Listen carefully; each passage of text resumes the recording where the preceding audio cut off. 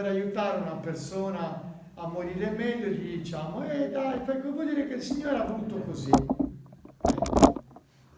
Sì, dovremmo pensarci 3 volte prima di dire certe cose. Cosa vuol dire che il Signore ha voluto così? Cosa vuol dire? Dovremmo passare mesi per capire che cosa vuol dire. Che il Signore ha permesso la tua malattia, il Signore si serve di quella malattia, il Signore vuole che gli offri la tua malattia, ma non può essere che il Signore vuole che tu sia straziata con la carne aperta, col sangue che ti esce e che stia gridando dai dolori. Quello non può essere un atto di volontà di Dio. Il Signore accoglie quella fatica e quella sofferenza, Lui desidera che tutte le nostre sofferenze le diamo a Lui. Oppure uno finisce schiacciato sotto un'automobile, vuol dire che il Signore ha voluto così. E qualche volta noi diciamo delle cose che sono orribilanti.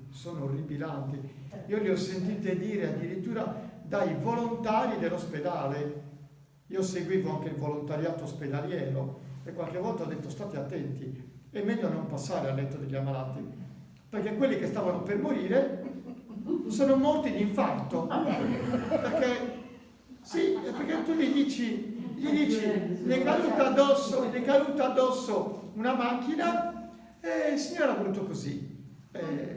Quindi la volontà di Dio è che noi ritroviamo il volere della salvezza dentro le cose che ci accadono, dentro quello che mi accade, lì cerco la volontà di Dio. Non so se riusciamo a renderci. Non è facile da esprimere perché è più facile dire la volontà di Dio. Noi dobbiamo sempre fare la volontà di Dio, ma la volontà di Dio è una volontà di salvezza, non di schiacciamento, è una volontà di salvezza. Quindi Dio si serve di qualsiasi cosa avvenga nella natura umana perché la sua volontà si realizzi e passa la sua volontà. Ma non è che Dio decide che io domani mattina sto camminando per la strada, se no attribuiamo a Dio cose che Dio non può pensare. Non può pensare. Ma proprio per esempio c'è stato a Nuoro un ragazzo della mia età, diciamo la mia età, che per 2 mesi è stato malissimo, 2 mesi e mezzo, a seguito del Covid. Niente, questo ragazzo nonostante lui abbia lottato con tutte le sue forze, purtroppo è deceduto. Però non è che si può dire certo, era la volontà di Dio che lui morisse. Però quando noi superiamo un momento di grande difficoltà, noi possiamo dire in quel momento di grande sofferenza e di prova ho cercato di fare la volontà di Dio, cioè di mettermi davanti a Lui e chiedere a Lui ogni giorno che mi indicasse che cosa fare. Ma è la volontà del cammino di salvezza, di conversione, di ricerca di Dio e di salvezza. Infatti questa famiglia, la moglie non aveva neanche figli, straziata dal dolore, proprio, cioè della serie, già erano persone praticanti, quindi pure lontane, quindi dovevi dare neanche una parola di conforto a livello religioso, era proprio praticamente impossibile. Quindi è un mistero quando capitano queste cose, un mistero. Appunto. L'importante Quando ne parlavo, io stessa gli ho detto che cosa possiamo fare soltanto pregare, perché il Signore sa Lui il perché di questi eventi. Noi ci mettiamo nella volontà di Dio. Così, noi ci mettiamo nella volontà di Dio. Ci mettiamo nella sua volontà, che è una volontà di salvezza. Anche se in questo caso è molto sottile la cosa, se non rischiamo di dire cose che non stiamo dicendo, è molto delicata. Ecco.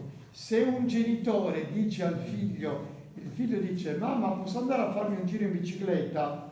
E la mamma gli dice: sì, vai. La volontà della mamma è che si faccia il giro in bicicletta. Ma se il figlio cade, non è la volontà della mamma che il figlio cadesse o si facesse male. Però la volontà della mamma era sempre quella del bene maggiore per il figlio. Ecco. Però se il figlio si fa male, sta attento nei confronti della mamma per continuare a vivere quella volontà. Ecco, San Massimiliano Kolbe è riuscito lui a trovare la sintesi più bella, perché poi tutto ha saputo affidare e offrire all'Immacolata, e alla fine diceva: cosa devo fare? Come ha fatto Mosè di fronte a tutte le prove: Signore, ma tu mi hai dato questo popolo, che cosa devo fare con questo popolo?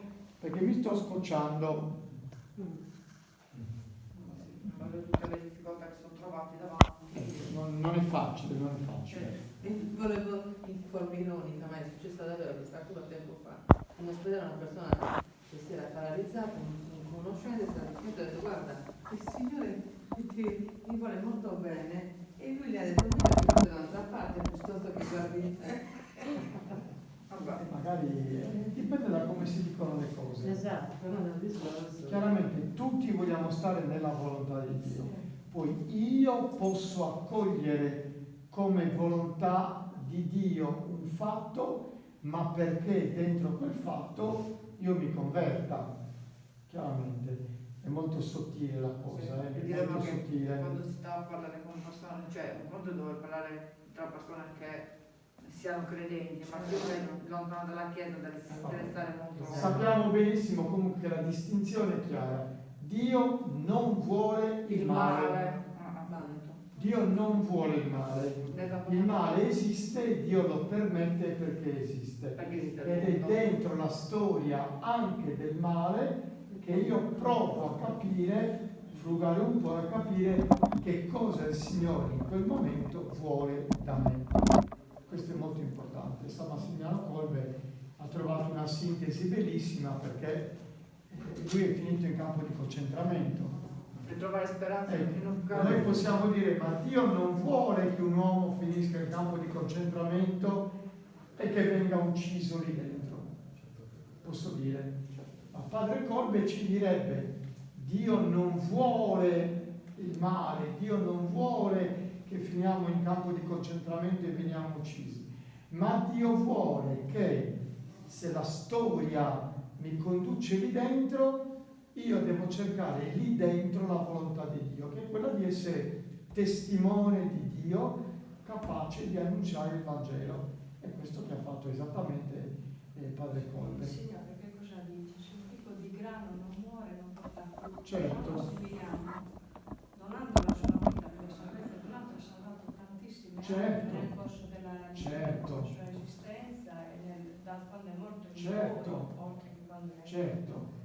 Io ho una cugina che è monatarista e non è credente, però io gli ho offerto la medaglia della Madonna, della medaglia miracolosa, lei l'ha accettata con cuore. Bene. Così come anche un mio cugino che poi è morto di Islam, un medico, lui era comunque credente, era anche devoto dell'Immacolata, lui gliel'ho messo nelle mani. Purtroppo è una situazione familiare che si vedi. però mia cugina è ancora in vita, grazie a Dio, io prego per la sua guarigione, anche se non il miracolo qual è? però la medaglia l'ha voluta. Bene. Quindi io l'ho mandato anche adesso un mio cugino che era piccolo di vita, bravissimo a Pinerolo. Gli ho mandato 3 medaglie, lui è stato bravissimo, invece di novembre, la medaglia della miracolosa, gliel'ho spedita alla moglie, naturalmente non gliela potevano portare a lui, e tuttora non l'ho dato. Si è ripreso, il guarito è stato miracolato anche lui, e comunque le medaglie le hanno accettate con cuore, cioè voglio dire, la Madonna comunque intercede per tutte. Questo è il miracolo, questo è il miracolo. Di Nelle prove che viviamo, trovare la presenza di Dio. Poi ripeto, la fede è un grande dono, soprattutto di una luce, e viene trasmessa, come riprendo il discorso di Giovanna, dalle famiglie come Santa Monica, San Bacio, il Professor Santo, il figlio Sant'Agostino, Sant'Elena, San Costantino,